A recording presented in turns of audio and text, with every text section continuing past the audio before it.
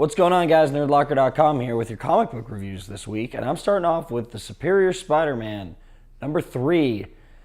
And I'm still kind of not happy with this book and the way everything's been going with it.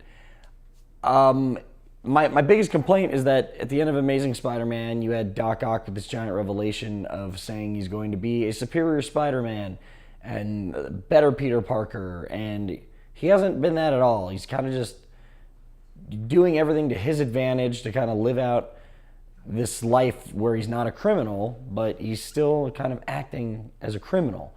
And it is finally brought up in this issue. You get to see Doc Ock kind of say, I'm not playing the part right. I haven't been doing a very good job of that. And it looks like Carly's kind of catching on to this, which is awesome. But the other complaint I have with this book is it feels like all these other subplots and plot lines coming out are a little bit rushed. I mean, with the third issue, we see that Peter Parker is still in his brain and he's still talking and hanging out and doing stuff. And it looks like someone is already on to Doc Ock being Spider-Man. So I kind of thought these were things we were going to run into down the line. So I guess I'm just interested to see what their game plan is with this, why they're revealing stuff so soon. But I'm going to give it 3 out of 5 Nerd Skulls. Let me know what you guys think about it. So this week I got to check out Son of Merlin by Robert Place Napton. This, of course, a book about the son of Merlin set in modern time, but I couldn't get over the fact that the main characters look like the Doctor and his companion Amy Pond. A little weird about that. I couldn't get past that for a moment, but the magic started rolling in and it got a little exciting for a while. But at the end, a big letdown. It didn't leave you off on a cliffhanger, didn't want you to make you want to read more, but I want to know more about the type of magic he's going to have, so I'm going to read the second issue. In that case, I'm going to give it 3 out of 5 Nerd Skulls. Hey guys, I got to read Green Arrow number 17, and this is a great jumping on point because this is the first issue of Jeff Lemire's run, and it is a great issue.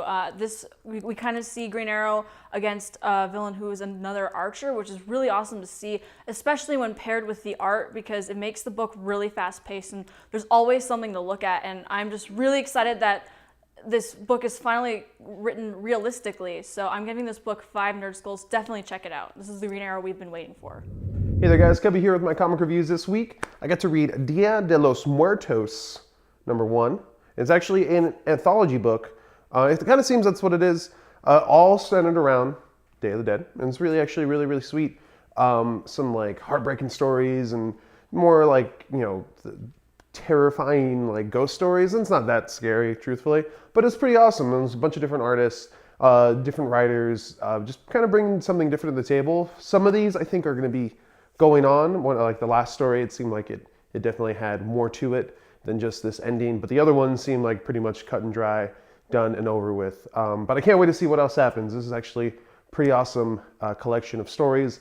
Can't wait for this. I'm going to give it 4 out of 5 Nerd Skulls. All right, I got Animal Man 17, and this is the finale of Rot World, the part 1 finale, and the ending is really messed up, man. Like, I could not believe what I was reading when I got to the end of that. I really can't wait to see how this ends and how they get, you know, folded back into the regular continuity and what these stories hold after this. You know, being that they have gone through this and dealt with everything. I'm really interested to see how, you know, I'm just really interested to see how this plays out.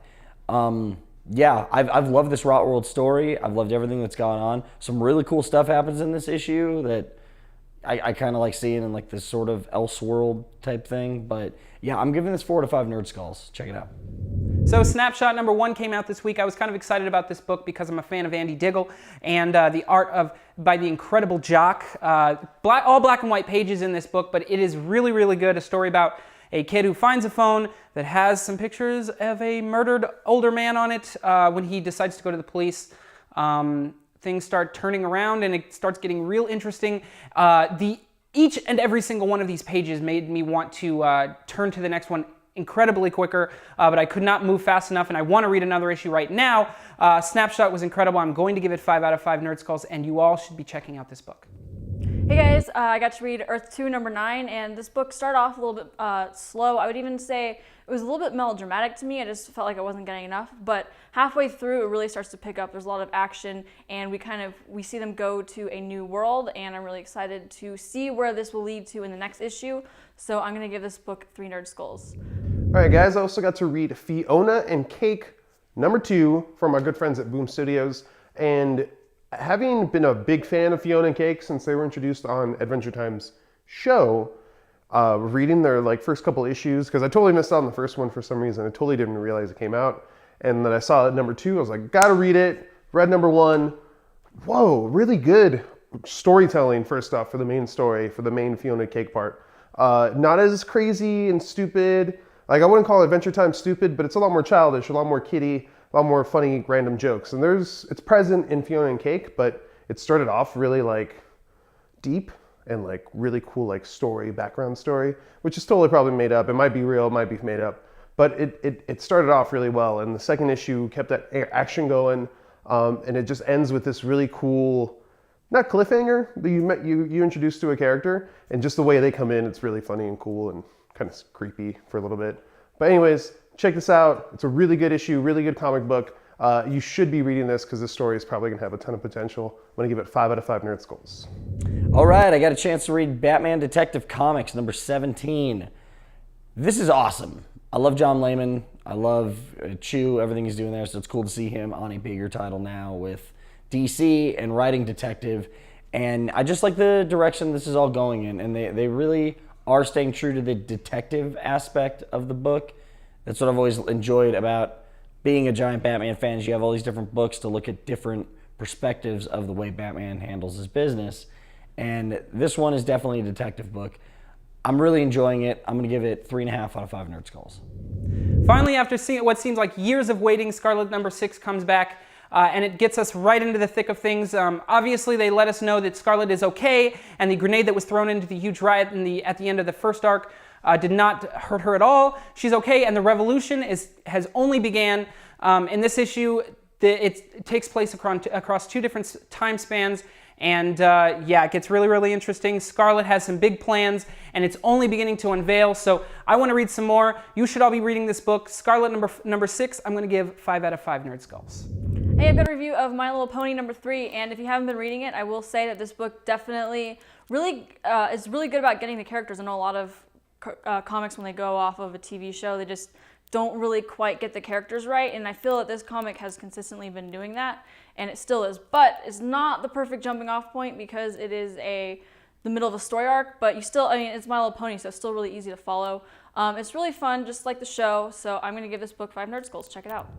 All right, guys, I got to read The Fearless Defenders, number 1, and I thought I got suckered into reading this book, but I was actually really surprised. It was actually really good. It was really fun, and it's pretty much Valkyrie and Misty Knight teaming up through circumstances just out of their control to fight a bunch of reanimated Viking, I wouldn't say zombies, more just spirits, and holy crap, it was really awesome. It was just really cool action and crazy story, and the ending ends, it's just, oh my god, there's more to it, and they're probably going to have crazy big fights, and it's pretty sweet. I can't wait for them, more guest stars, and this team's going to get bigger, and I can't wait for it. It has a lot of potential. It seems like it might be one of those books that you don't expect at first to be really good, but after first couple story arcs, it's probably going to be insanely awesome and cool. So check this out. I'm going to give it 4 out of 5 Nerd Skulls. Really awesome book. Really awesome. Next up, I got Teenage Mutant Ninja Turtles number 18. This is still such an awesome book, and being that I grew up with the cartoon, it's really cool seeing all these characters and them being, I guess, sort of reintroduced to older readers or older fans of the book. Just reintroduced in this and how they're being used. We get the full history of Krang in this, which is way cool because you kind of know about him, you know what he's doing, but you finally see how he came to be and what his giant plans are for everything. But yeah, this book is a lot of fun. I would definitely suggest reading it. If you're not, I'm going to give it 4 out of 5 Nerd Skulls. All right, guys. So I get to read Avengers number 4 this week as well.